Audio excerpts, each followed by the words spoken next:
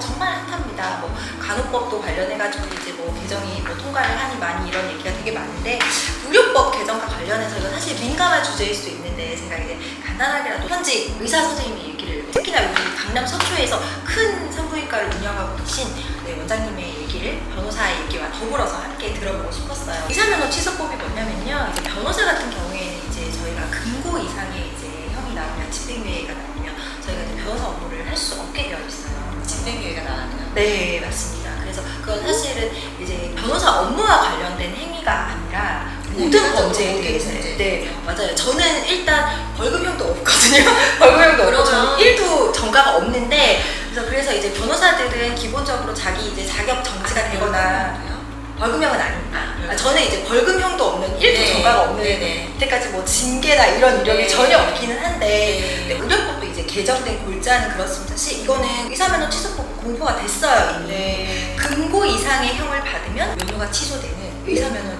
취소법이 공포가 됐어요. 의료법 개정안이 공포가 됐고요. 공포가 됐고 시행은 오는 11월 20일부터입니다. 이 개정된 조항을 보면요, 의료법 8조 결격 사유에 대한 것으로 금고 이상의 실형을 선고받고 그 집행이 끝나거나 그 집행을 받지 아니하기로 확정된 후 5년이 지나지 않은 자로 의료인이 될 수 없도록 한다라는 동시에, 금고 이상의 형의 집행유예를 선고받고 그 유예기간이 지난 후 2년이 지나지 아니한 자 등에 대해서도 이제 의료인이 될 수 없도록 하는 이런 골자의 취지인데요. 사실 이게 과거에는 이제 의료행위와 관련된 범죄의 경우에만 이제 의사면허가 취소되거나 결격이 되도록 했는데, 지금 이제 일반 범죄로 확대를 했단 말이에요. 그래서 사실 이 부분에 대해서 사실 이게 되게 민감하기는 한데, 혹시 어떻게 생각하시는 부분인지 그게 하나 좀 궁금했어요. 김상희 원장님도 의사 선생님이기도 하지만 반대로 생각해보면 내가 누군가의 환자가 될 수도 있거든요.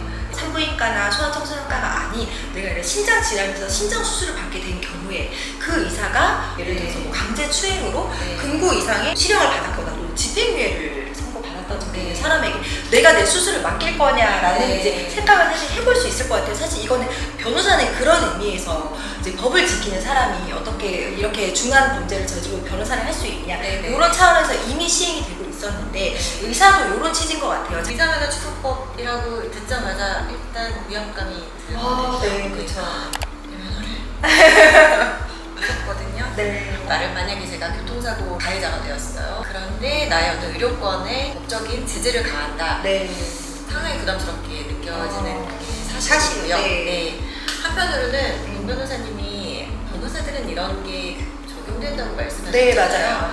그때 딱 든 느낌은 변호사라는 직업은 존경하면 되는 거구나. 절대 범죄를 저지르고는 변호사라는 직업을 할 수가 없는 거구나 하면서 약간 이 직업에 대한 신뢰도가 확 지금 제가 올라갔거든요. 아, 모르셨군요. 몰랐어요. 그랬잖아요. 네. 강간범이었던 의사에게 과연 내 수술을 맡길 것이냐. 맡기지 않을 것 같죠. 특히나 만약에 그 의사가 개인 병원에서 혼자 진료하고 수술하는 역할을 하고 있다면 더군다나 맡기지 않을 것 같고.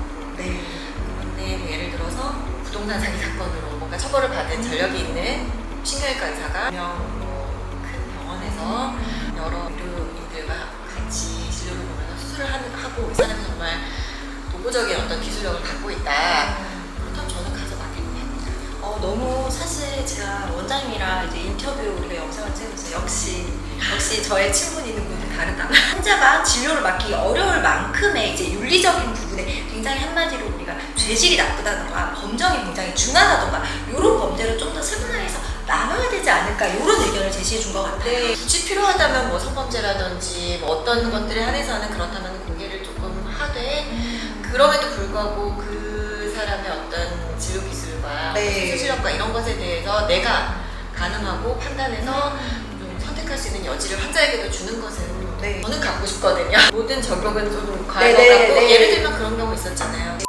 의 경우 그 의사가 사실은 같은 업무상 과실 치사인 거죠. 그것으로 여러 번 반복 처벌을 받았던 이력이 있고 그 사건 이후에도 계속되고 있다고 저는 맞아요. 지금 들었거든요. 근데 환자들이 볼 수 있는 근거가 없거든요. 그러니까 이제 그렇게 예를 들어 뭐 3회 이상의 같은 제목에 혹은 이런 식으로 기준을 잘 만들고 협의해서 타이어 기준을 좀 만들어가 볼 수도 있지 않을까 하는 저의 개인적인 생각입니다. 네, 맞습니다. 이제 종합을 해보면 우리 이제 김상희 원장님께서도 이제 나도 환자의 입장이 될 수도 있고 우리 가족이 또 다른 의사 선생님에게 치료를 받을 수도 있기 때문에 환자의 알 권리가 보장이 될 필요는 분명히 있는 것 같다. 하지만 이제 진료와 전혀 무관한 범죄에 관해서도 환자의 알 권리를 보장해 줄 필요는 없으니까 중대한 범죄 또는 환자의 알 권리와 밀접한 관련이 있는 문제의 경우에 이제 정보 공개를 신청을 하면 뭔가 제공을 받을 수 있는 그런 시스템이 있으면 좋은 것 같다라는 굉장히 좋은 의견을 뭐 주셨습니다. 삼진 아웃제도 맞아요. 네.